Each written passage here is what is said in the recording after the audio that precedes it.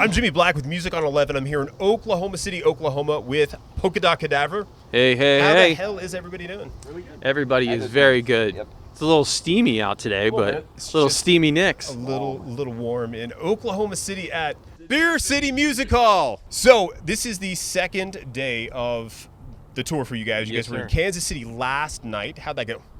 That was great. Yeah, we had a packed house, and sound was good. Crowd was energetic and full of life. So, what more can you ask for? Awesome. Now, how did you guys end up touring with Psycho Stick? We've known Psycho Stick for what? Ever. Like 12 years. To maybe 2013. 12 years, something like that. Our fourth tour with them. Fourth tour. Yeah, we Yeah. did We went to nationwide pretty much, right? Well, we did a nationwide. So we did a nationwide tour with them as Polkadot, as Dog Fashion Disco, and we also toured England with them Is dog fashion, right? as Dog Fashion. So where does Dog Fashion Disco end, and where does Polkadot Cadaver begin? We threw in the towel with DFD around 2006 on the Adultery tour. You know, we were all broke as can be and kind of like we're over it. Had done a lot of touring, and then it literally took like, I don't know, 3 or 4 months, and Jason's like, I got some stuff, maybe we could start a new band. And I'm like, that's a fucking fantastic idea. So he started sending me stuff that ended up becoming Polkadot, and then we did the two bands simultaneously for a while. And that was the Purgatory Dance Party. Exactly, Released yeah. it, what, 2007? Yeah. So that Yeah. turns 18 this year. So that album Crazy. is old enough to vote. to vote. Yeah. Or go off to war. Yeah. Go off to war. Or buy cigarettes. buy cigarettes. Yep. Depending on the state. So DFD is kind of RIP at this point, and just we'll do a couple dozen shows a year, and the four of us get along really well, and it's easy for us to just get out and have some fun, play some shows. Now, do you guys play Dog Fashion Disco songs? We do within the set. Within the set. Yeah, about a third of the set. A third of the set. Okay. Yeah. That's cool. So now you guys are still touring around Echoes Across the Hellscape. Yeah, Right and here. playing no songs from that album tonight, which makes total sense. None. Not a one. Not a Well, there goes single one. half my damn interview. When you're on your own label, you can like completely alienate and ignore your current album. You know, people that come to the shows are like, hey, that new album's great. You guys go play Purgatory Dance Party? Yeah. I mean, that seems to be the favorite. So we Mine play. is Wolf and Jesus Skin. We'll be playing it tonight. Now, correct me if I'm wrong. That was the first single from It was, from yeah. you guys. That was the first thing that I ever heard Jason send over as far as becoming Polkadot Cadaver. Yep. And I was kind of still a little in the I don't want to even think about music anymore. And then he sent that over, and I was like, I'm kind of thinking about music now.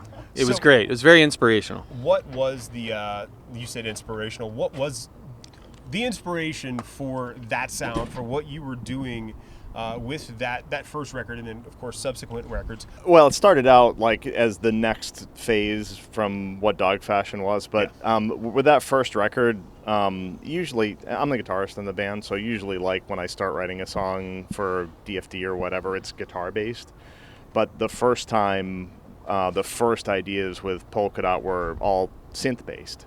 So I wrote a lot of those songs on synth, and then Todd played guitar on them. So that's why Purgatory Dance Party was just fucking weird. Like, it was just different. So because Todd was the primary guitarist, and I just did the keyboard parts. Okay. So the subsequent records are different, of course, but yeah, that's pretty much where that started to come from. And you guys re-recorded that album in 2020. We did. Yeah, just to get the rights back. Okay, and that's what I Yeah. thought because I guess the recordings were owned by someone Rotten else. Records, yeah.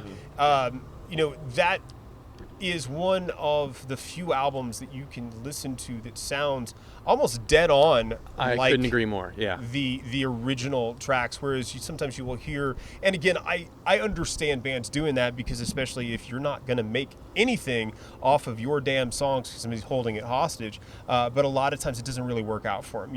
It sounds off. Yeah. With that record, you guys nailed it. I appreciate that. I agree 100%. It was kind of, songs and albums become personal like children, and when the children are being held hostage, you're like, nah, if I can free the kids, I'm going to go get them, you know what I mean? So, and we wanted to have the autonomy to put out a vinyl or do whatever the hell we want with them, and then have another cycle of maybe reaching some new fans and having them, just because it's kind of in the ether, having them go, oh, this band and this album, oh, I like this, okay. So we figure, why not?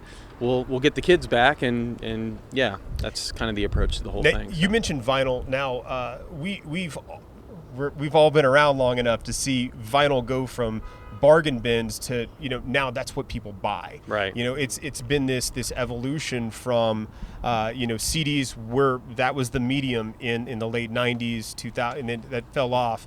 Now everybody wants vinyl. Are you guys going to do some more of more vinyl releases? Oh, absolutely. We're doing 2 this year. What's coming out this year? What's coming out next? Experiments and embryos. It's Experiments and Embryos. Okay, so that was 2 DFD albums that were kind of converged into one. Yeah. Brian's like, oh, well, that's interesting. Do you want to watch the interview when we're done? Yeah. That's how I find things out. Yeah. And then the other one we're doing, Left in the Lurch from Knives Out, the band Knives Out. So, yeah, I think every year, as long as there are available re-releases. So we run out of records. We're going to do, 1 or 2 vinyls a year. So we're doing 2. And we have a song, DFD has a song called 9 to 5 at the Morgue. So we have a 9 to 5 day, which is where we do something special for the fans, where we here's a vinyl, here's some merch, here's this, here's that. And so September 25th every year. This year, 925 will be the release of Experiments and Embryos. Work Dolly Parton in there somehow at all? Just a way to make a living.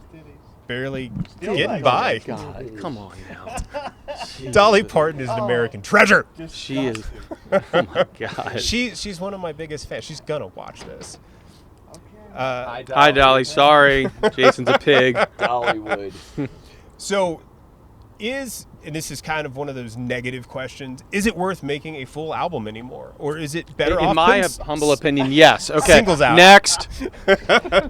Yes. Yeah.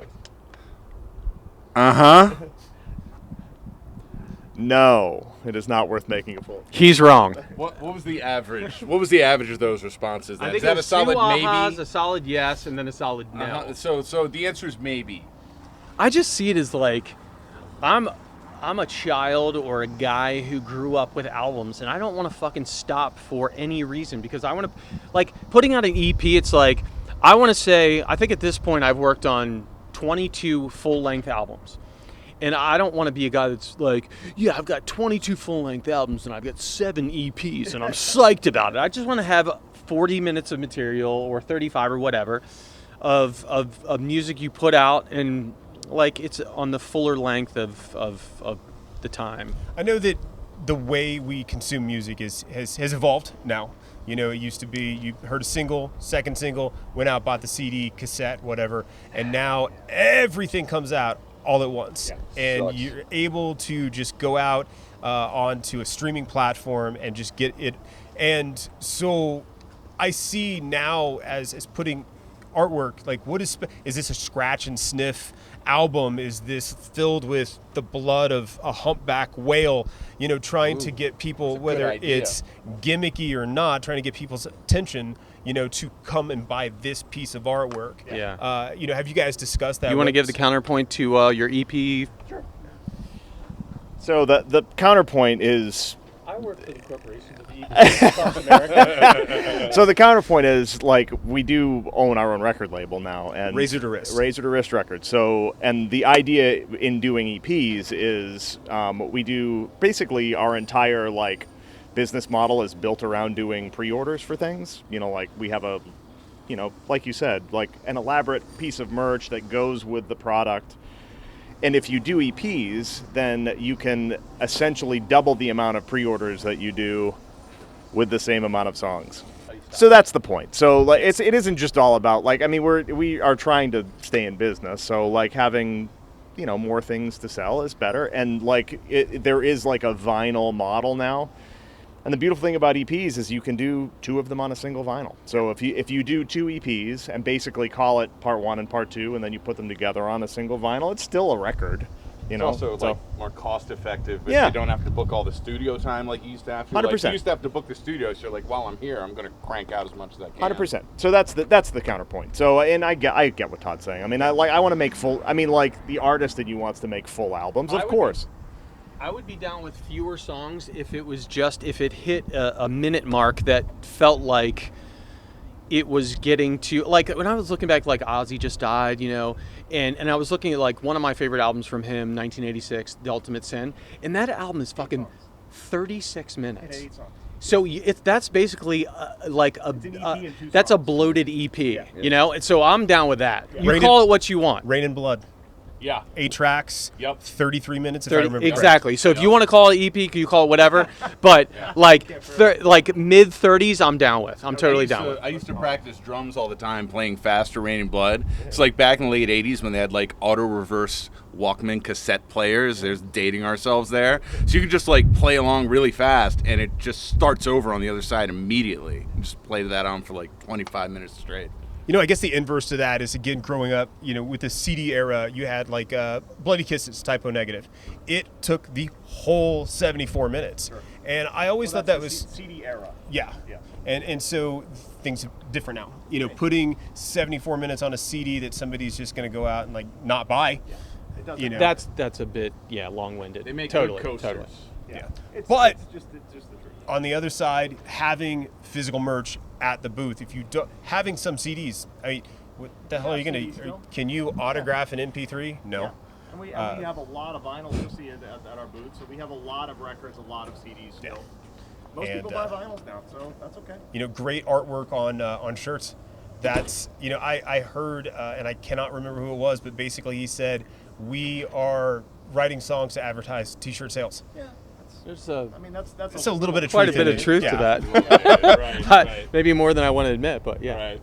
So it doesn't really matter what piece of merch someone wants to support you with, whether it's a shirt or a CD. It all kind of means the same thing at the end of the day. That's great. So song ideas, record ideas, what you guys have going forward, what's next creatively? I know you guys are going to be touring. Yeah, absolutely. So I'm not doing anything. Oh, won't say that. Yeah, so there's that. So no, I have a hard drive full of crap. Todd has a hard drive full of crap. Brian has a bunch of ideas. Alex has a bunch of ideas. So yeah, 2026. yeah, we'll start working on a new Polkadot record. I mean, the beauty of owning your own label is that we just do whatever we want when we want to do it, and if we don't feel like doing anything, we don't. Now, are you guys signing other bands? Yeah. How do they get in touch with you? They can go to the website. It's razortourist.com. So there's a submission portal on the website, and you can also go to youwillnotmakeaprofit.org. I hope you don't want to get paid.org. To work for no money. Yeah. Are you young and hungry? / maybe you'll break I think that one's already taken. that one's already. I think prove how dumb you are. Yeah. That. No, but I mean, we usually, if we get involved with like putting other bands out on our labels, they're just friends who are like weekend warrior kind of thing. So they're not expecting the world of promotion or whatever. But ideally, we'd like to make it a real record label. Ideally, but yeah. Okay. Well, I mean, technically, it is a real record label. I mean, like a profitable. So geez, well, lofty goals. Somebody wants to make money in the music business. How dare you? Crazy. So, anything that you guys have coming out that you want to talk about? Anything? The next thing? 9 to 5 day, really. Yeah, 9 to 5 day. There'll be some special merch that day. And Experiments in Embryo vinyl coming out that day. Yeah, I mean, that's about it. Yeah, everything's kind of like, I don't know. What do you want to do? I don't know. What do you think? Man, it's just laissez-faire attitude. It's when you're our age and have day jobs and shit. You're like, you do as much as you can, fitting all your obligations into a 24-hour span. So we'll see what happens. I'd love to do another Polkadot next year. Yep. Any last words for your fans out there? Love you guys. Thanks for all your support. It's been, some of these people have been with us for 30 years, man. So it's like we've got a great core fan base, and thank you for the continued support and love and all that good stuff. Spreading the word. Yes. yes, seriously. Thank you, anybody that actually comes to see us play. We really appreciate it. And thanks for the interview. Appreciate that. Absolutely. Jimmy. Keep it turned up to 11.